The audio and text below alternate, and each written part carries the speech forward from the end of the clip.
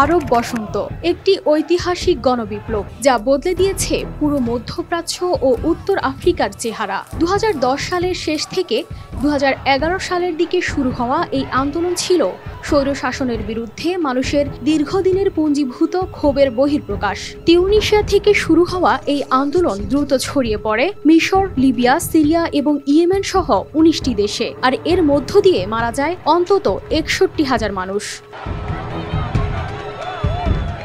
তিউনিসিয়ার জুই বিপ্লব ছিল এই আরব বসন্তের প্রথম ধাপ। 2010 সালের ডিসেম্বর মাসে মাত্র 26 বছর বয়সী রাস্তার ফুটপাতে বিক্রেতা মোহাম্মদ বুয়াজিজি স্থানীয় কর্মকর্তাদের অন্যায় আচরণের প্রতিবাদে আত্মাহুতি দেন। তার এই আত্মত্যাগ দেশ জুড়ে আন্দোলনের জন্ম দেয়। এর ফলে প্রেসিডেন্ট জিন আল আবিদিন বেন আলী পদত্যাগ করে দেশ ছেড়ে পালাতে বাধ্য হন। 2011 সালের অক্টোবর মাসে তিউনিসিয়ায় স্বাধীন নির্বাচন অনুষ্ঠিত হয়, যার মাধ্যমে একটি নতুন সংবিধান প্রণয়নের প্রক্রিয়া শুরু হয়। তিউনিসিয়ার এই সফল বিপ্লব আরব বসন্তের প্রথম সফল ঘটনা হিসেবে ইতিহাসে স্থান পায়।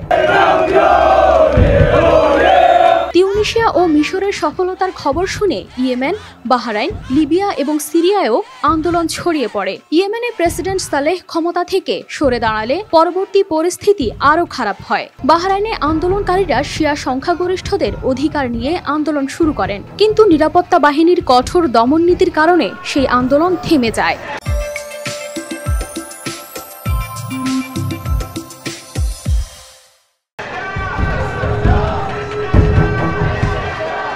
লিবিয়ায় মুয়াম্মার গাদ্দাফির বিরুদ্ধে বিক্ষোভ সশস্ত্র বিদ্রোহে পরিণত হয়।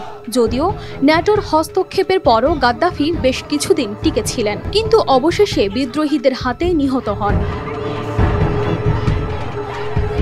সিরিয়ার প্রেসিডেন্ট বাশার আল আসাদ ক্ষমতা ধরে রাখার জন্য নির্মমভাবে আন্দোলন দমন করেন, যার ফলে সিরিয়ায় গৃহযুদ্ধ শুরু হয়, যা আজও চলছে। আরব বসন্তের প্রভাব শুধু ওই দেশগুলোতেই সীমাবদ্ধ ছিল না। আলজেরিয়া, জর্ডান, মরক্কো এবং ওমানে আন্দোলনের প্রভাব মোকাবেলায় শাসকরা বিভিন্ন ধরনের আপোষ করেন।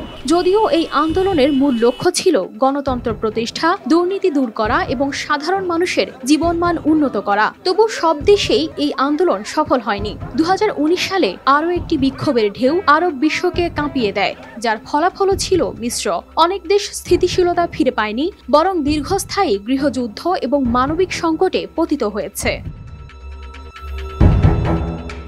এখন প্রশ্ন হলো, বাংলাদেশে আরব বসন্তের প্রভাব কতটুকু? বাংলাদেশ প্রেক্ষাপটে আরব বসন্তের প্রভাব সরাসরি না হলেও তা পরোক্ষভাবে সমাজে গণজাগরণের চেতনা জাগিয়ে তুলেছে। এই আন্দোলন থেকে অনুপ্রাণিত হয়ে বাংলাদেশের শিক্ষিত যুব সমাজ ও নাগরিক সমাজে মত প্রকাশের স্বাধীনতা নিয়ে সচেতনতা বেড়েছে।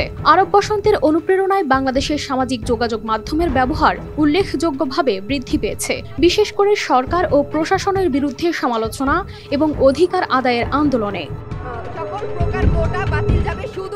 আরব বসন্ত দেখিয়েছে যে যখন একটি সমাজে মানুষের অধিকার লঙ্ঘিত হয়, তখন সাধারণ মানুষ সংঘবদ্ধ হয়ে স্বৈর শাসনের বিরুদ্ধে রুখে দাঁড়াতে পারে। বাংলাদেশের প্রেক্ষাপটে গণতান্ত্রিক চর্চা ও মত প্রকাশের স্বাধীনতা নিয়ে সচেতনতা বেড়েছে, যা আরব বসন্তের একটি পরোক্ষ প্রভাব। তবে এ ধরনের আন্দোলনের নেতিবাচক দিক যেমন রাজনৈতিক অস্থিরতা এবং সামাজিক বিভাজন, সেগুলো থেকে আমাদের সতর্ক থাকা উচিত। কানিস ফাতেমা, শিমু, RTV।